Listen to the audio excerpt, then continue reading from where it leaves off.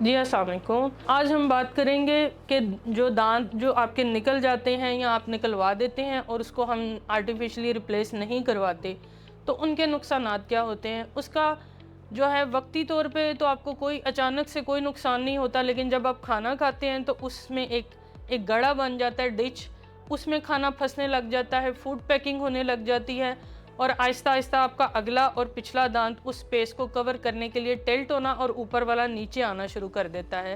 اور تیسری بات ہے کہ آپ کے گال جو ہیں کچھ سالوں کے بعد اندر کی طرف دھنسنے اور پچکنے لگ جاتے ہیں، اور آپ کے فیس کی جو شیپ ہے وہ خراب ہونے لگتی ہے۔